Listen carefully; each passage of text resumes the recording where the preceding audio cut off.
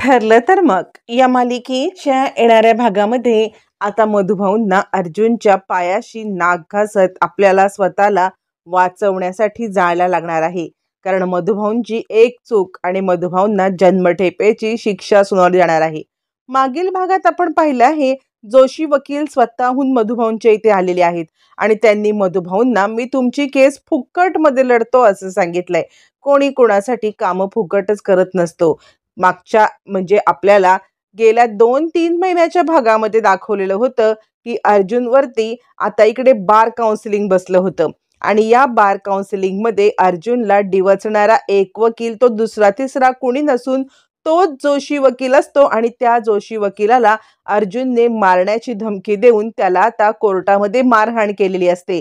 हाच तो जोशी असतो ज्या जोशी बदला घेण्यासाठी मधुभाऊंना भेटलेला आणि याची कल्पना मधुभाऊंना नसते. पण अर्जुन, सायली आणि चैतन्य हे तिघही त्यावेळेला तिकडे असतात. त्यावेळेला जोशीने धमकी दिलेली असते की मी तुम्हाला बघून घेईन, कधीतरी असा वार करेन ना अर्जुन सुभेदार, तुम्हाला कळणार सुद्धा नाही. हे आता ते खरं करण्यासाठी जोशी मधुभाऊंची भेट घेतो. मधुभाऊंची भेट घेऊन त्याने त्यांची केस घेतलेली असते. मग नंतर तो मधुभाऊंना सांगतो की जर तुम्हाला ही केस माझ्याकडून लढून घ्यायची असेल तर अर्जुन सुभेदार यांची आता NOC वरती सही पाहिजे. मधुभाऊ त्वेषात, इगोमध्ये, मला फुकटचा वकील भेटतोय, अर्जुनची काय गरज आहे हे दाखवण्यासाठी आता मात्र त्याच्याकडून NOCचे पेपर घेतात आणि अर्जुनकडून सही घेण्यासाठी त्याला आता बोलवतात. आता अर्जुनला बोलवल्यावरती अर्जुन धावत पळत बिचारा घरी येतो. त्याला वाटतं की मला सायलीला भेटायला बोलवलं असेल, मधुभाऊंचं मन पाघळलं असेल, मधुभाऊंना या सगळ्यामध्ये आता काहीतरी माझी दया आली असेल, म्हणून धावत पळत बिचारा अर्जुन मधुभाऊंना भेटायला येतो. तर तिकडे घडलेला प्रकार वेगळाच असतो. सायली आपल्या मधुभाऊंच्या असलेल्या आदरापायी आता फुकटच्या या आदरापायी खिशात नाही दमडी पण ह्यांचा आदर, यांचा इगो जास्त मोठा झालेला असतो आणि आता सायलीला वचन दिलेलं असतं, अर्जुन आला तर तू मान फिरवून निघून जायचं, त्याला फोन नाही उचलायचा, माझं मेलेलं बघशील. आणि मूर्ख सायली हे सगळं ऐकत असते. अर्जुन आल्यावरती सायली आत येते. आत आल्यावरती इकडे आता अर्जुन पुन्हा एकदा सायलीकडे पाहतो तर सायलीच्या गळ्यामधलं मंगळसूत्र त्याला दिसतं. सायलीने मण्यांमध्ये ओवून ते मंगळसूत्र घातलेलं पाहून अर्जुनच्या जीवात जीव येतो. त्यावेळेला मग आता मधुभाऊ बोलायला लागतात, मी तुम्हाला इकडे सायलीला भेटण्यासाठी बोलवलेलंच नाहीये. मी बोलवलंय ते म्हणजे तुमच्याकडून वकीलपत्र मी काढून घेतोय. यावरती अर्जुन म्हणतो, मी तुमच्या वकीलपत्रा काढून घ्यायला तयार आहे. फक्त मला बाहेरून समजलंय की तुम्ही जोशी वकिलांना हे वकीलपत्र देताय. तर मला तुम्हाला इतकंच सांगायचं आहे की जोशी वकील त्या लायकीचा नाहीये. तो बदला घेण्यासाठी कोणत्याही थराला जाऊ शकतो. तुम्ही माझं इतकंच म्हणणं ऐका की जोशी वकिलांना तुमची केस देऊ नका. जोशी वकील त्या लायकीचा माणूस नाही. असं म्हणत अर्जुन या सगळ्यामध्ये आपल्या परीने समजवण्याचा प्रयत्न करतो. मधुभाऊ म्हणतात, बाद झालं. कोण किती लायकीचं आहे, कोण कसलं आहे हे सगळं मला माहिती आहे. त्यामुळे या NOC वरती सही करा. तुमचा इगो दुखावला जात असेल की माझ्याकडून केस काढली आणि आता ती जोशीनं दिली, पण मूर्ख मधुभाऊंना हे माहीत नसतं आपल्या इगोच्या पायी स्वतःचंच नुकसान करण्यामध्ये मधुभाऊ अग्रेसर असतात. आता मधुभाऊंच्या NOC वरती सही मागण्यामध्ये अर्जुन नकार देत असताना इकडे आता अर्जुन सांगतो, मधुभाऊ मी कोणत्याही परिस्थितीत तुम्हाला या अशा चुकीच्या माणसाच्या हातामध्ये केस देऊ देणार नाही, दुःखाच्या खाईत लोटू देणार नाही. तुम्ही माझा कितीही अपमान केलात तरी सुद्धा नाही. यावरती मधुभाऊंना काय इगो आलेला असतो आणि कसला इगो आलेला असतो, फुकटची केस मिळणाऱ्या वकिलाचा हा इगो असतो आणि दाखवून द्यायचं सुभेदारांना की मी पण केस लढू शकतो फुकटात.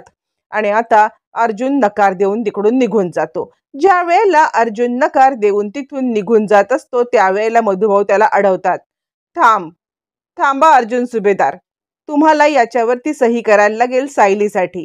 आता सायलीसाठी करायला लागेल म्हटल्यावरती अर्जुनला कोणतीही गोष्ट नकार देता येतच नसते.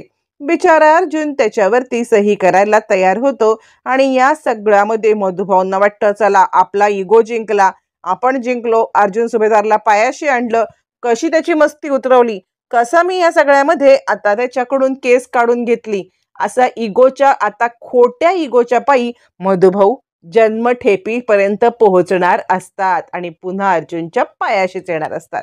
अर्जुन मागे वळतो. बिचारा अर्जुन सायलीसाठी म्हटल्यावरती काही काही करायला तयार होणार हे सायलीला पण माहिती असतं. आणि आता या सगळ्यामध्ये अर्जुनच्या सायलीवरील प्रेमाचा गैरफायदा घेत मधुभाऊ NOC वरती सही घेतात. अर्जुन फायनली ही केस सोडतो आणि नंतर जोशी वकील जो काही तमाशा करतात आणि त्यामुळे आता मधुभाऊंची चांगलीच फाटते. इकडे आता जोशी वकिलांना मधुभाऊ NOCचे पेपर देतात. सांगतात मी अर्जुन सुभेदार यांच्याकडून सही घेतलेली आहे. यावर जोशी म्हणतात काळजीच करू नका, माझ्याकडे वकीलपत्र सोपवलंत ना, आता तुम्ही बिनधास्त राहा. 2 दिवसामध्ये कोर्टाची तारीख घेतो आणि आता ताबडतोब अर्जुन सुभेदार यांनी जे केलं नाही ना ते करून दाखवतो. तुम्हाला जामिनावरती बाहेर काढले काय, मी तुम्हाला असा काही न्याय मिळवून देईन ना की तुम्हाला जामीनची गरजच नाही. आता मधुभाऊ मूर्ख, जामीनची गरज नाही म्हणजे डायरेक्ट जन्मठेप, ही त्यांची इच्छा मधुभाऊंना समजत नाही. मूर्खासारखे मधुभाऊ ते NOCचे पेपर त्याच्या हातात देतात.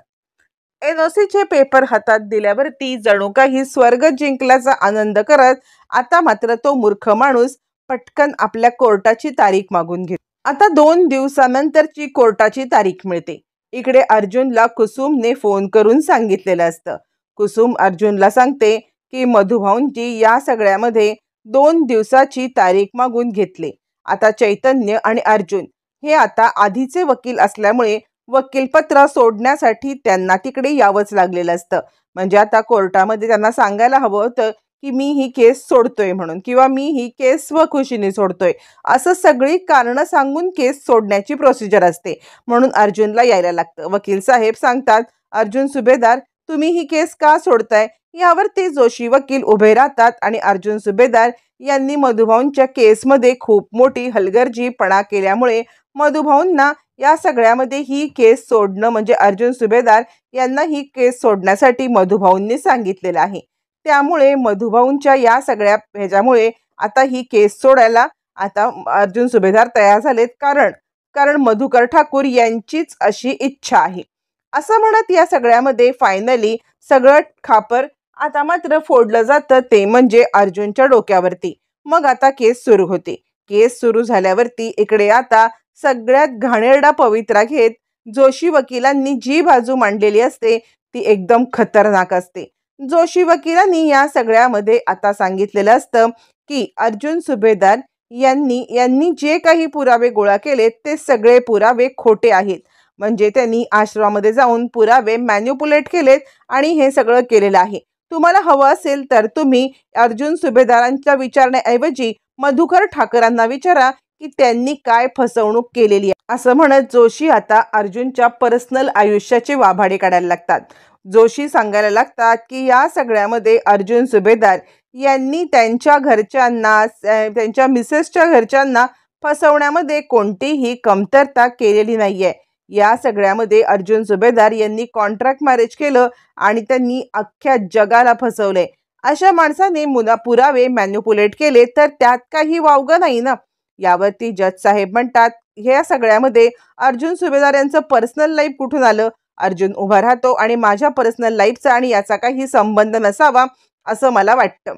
या सगळ्यामध्ये आता मात्र महिपत सगळ्यात जास्त खुश असतो, कारण मूर्ख मधुभाऊंनी त्याचीच मदत केलेली असते. जोशींना पैसे देऊन ऑलरेडी महिपतने खरेदी केलेलं असतं. ज्या वेळेला महिपतला कळलेलं असतं की हा जोशी अर्जुनचा बदला घेण्यासाठी ही केस लढत आहे, त्यावेळेला महिपतने ऑलरेडी त्याला गाठून त्याला भरमसाठ पैसे देत कोणत्याही प्रकारे या सगळ्यामध्ये आता अजिबात मधुभाऊ सुटणार नाहीत याची दक्षता घेण्यासाठी सांगितलेलं असतं. आणि त्यामुळे आता मात्र त्याचे दोन्हीकडून फायदे. एक तर त्याचा बदला आणि दुसरं म्हणजे त्याला या सगळ्यामध्ये आता मधुभाऊंकडून भरमसाठ पैसे, म्हणजे आता इकडे महिपतकडून भरमसाठ पैसे, हे सगळं आता खुश होऊन त्याने आता खूप मोठा आता केस लढण्याचा निर्णय घेतलेला असतो. त्याच वेळेला आता इकडे जज साहेब सांगायला लागतात या सगळ्यामध्ये मधुकर ठाकूर हे जरासं आपल्याला बोलून दाखवतील. त्यावरती सायली सुद्धा उभी राहते. त्यावेळेला सायली सांगायला लागते काहीही झालं ना तरी सुद्धा या सगळ्यामध्ये आता मधुभाऊंचा दोष काहीही नाहीये. म्हणजे आता मधुभाऊंनी या सगळ्यामध्ये ही केस घेतलेली आहे आणि अर्जुन सरांचा दोष नाही, ते आमचं पर्सनल लाईफ आहे. त्यावरती अर्जुन म्हणतो, हो, आमच्या पर्सनल लाईफचे इकडे वाभाडे काढले जाऊ नये. यावरती आता इकडे जज साहेब मधुभाऊंना बोलायला सांगतात. सायली ओरडून सांगत असते, आमचा या सगळ्यामध्ये काही संबंध नाहीये, हा आमचा पर्सनल निर्णय आहे. जज साहेब म्हणतात, तुम्हाला ज्या वेळेला कोर्टामध्ये बोलवायला येईल त्याच वेळेला तुम्ही कोर्टामध्ये येऊन तुमची बाजू मांडावी. असं म्हटल्यावरती सायलीला गप्प केलं जातं. मधुभाऊंना बोलायला सांगितलं जातं. मधुभाऊ म्हणतात, हो, हा माणूस ना खूपच खोटारडा आहे. आता मधुभाऊ हे सगळं बोलून आपल्याच पायावरती धोंडा मारतायत हे मूर्ख मधुभाऊला कळतच नसतं.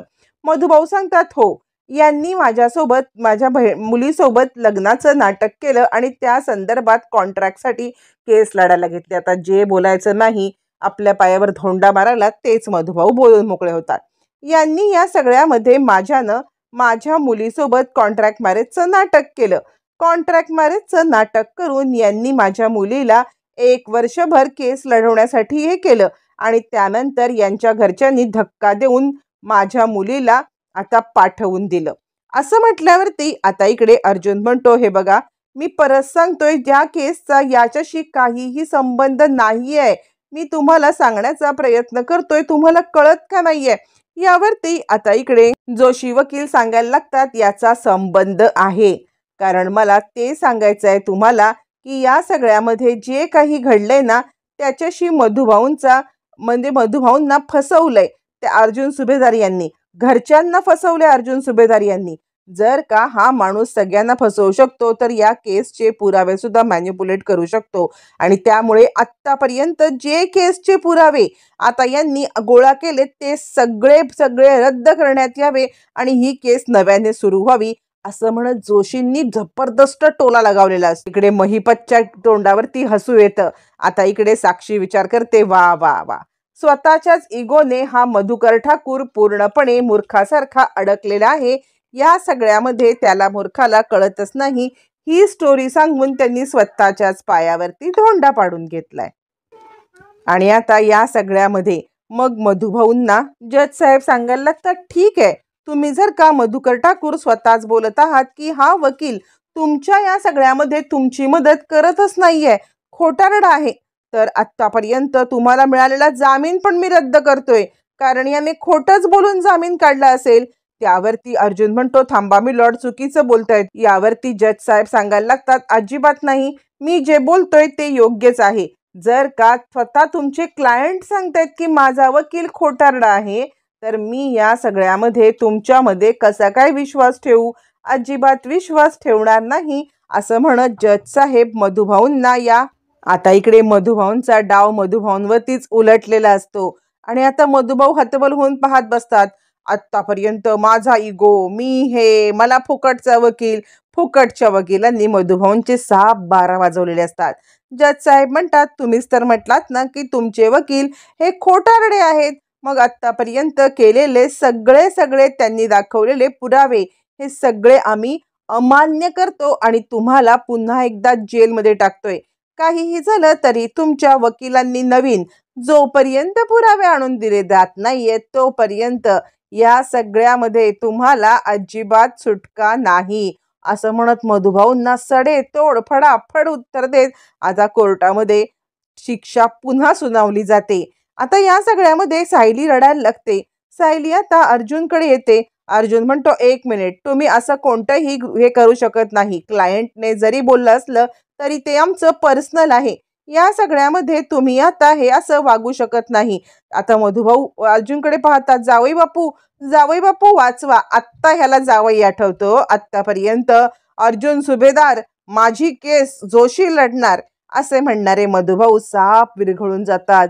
आता ज्या वेळेला जेल दिसतं ना त्यावेळेला सायलीने केलेलाच वकील ते पण स्वतःच्या जीवावरती उदार होत आता स्वतःच्या जीवाची बाजी लावत तिने जे काही केलेलं आहे त्यानंतर मी कळलेला वकील याची किंमत मधुभाऊंना जेव्हा जेल दिसतं ना तेव्हा होते. आझाद असताना मधुभाऊंना ती हे होत नाही. आता मात्र इकडे स्वतःच्यावरती खुश होत साक्षी खूप खुश होते. त्यावरती जज साहेब सांगायला लागतात, मधुकर ठाकूर, तुम्ही केस दिलीत ना, आता केस रिव्हर्स नाही घेता येणार. मधुभाऊ रडायला लवकरात लवकर या सगळ्यामध्ये मला आता वाचवा. यावरती जज साहेब उठणार. तर आता मधुभाऊंचे रडणं काही थांबतच नसतं. आत्तापर्यंत इगोमध्ये याच्यामध्ये असणारा मधुभाऊ साप कोसळतो. मग सायली आणि कुसुम अर्जुनकडे येतात. अर्जुन सर, तुम्हीच काहीतरी करा ना, या ब्रेकमध्ये तुम्ही काहीतरी करा. यावरती अर्जुन म्हणतो, मधुभाऊंनी जर ही केस मला पुन्हा दिली तर आणि तरच मी ही केस लढू शकतो. जगेच जोशी आता महिपतकडे जातो. सर, आपला एक हप्ता होता ना, तो पहिला देऊन टाका. महिपत म्हणतो, थांब, पूर्णपणे होऊ दे, ह्या ब्रेक नंतर तुला पैसे देतो. असं म्हणत तो आता जोशींना पैसे देणार. इकडे सायली विनंती करते, मधुभाऊंना सोडवा. मधुभाऊ अर्जुन जवळ येत, वाचवा, मला वाचवा. जावई बापू, मी चुकलो. मी तुमचं म्हणणं ऐकायला पाहिजे होतं. तुम्ही मला या सगळ्यामध्ये सांगत होतात की जोशी वकील नको. तो बघा, तो महिपतकडे भेटलेला आहे. महिपतला भेटलाय आणि महिपतला भेटून तो काय करतोय. जावई बापू, वाचवा, मला वाचवा. मधुभाऊ पूर्णपणे ढासळलेत. अर्जुनच्या पायाशी आलेत. पण अर्जुन आपला चांगुलपणा सोडत नाही. अर्जुन म्हणतो, मधुभाऊ, तुम्ही काळजी करू नका. काहीही झालं तरी मी तुम्हाला वाचवणार, म्हणजे वाचवणारच. असं म्हणत मधुभाऊंना या सगळ्यामध्ये आता वाचवण्यासाठी अर्जुन सज्ज झालेला असतो. अर्जुन मधुभाऊंना कसा वाचवणार, या सगळ्यामध्ये अर्जुन मधुभाऊंची कशी मदत करणार आणि मधुभाऊंची ही मोडलेली खोड तुम्हाला आवडली का, कमेंट करून नक्की सांगा.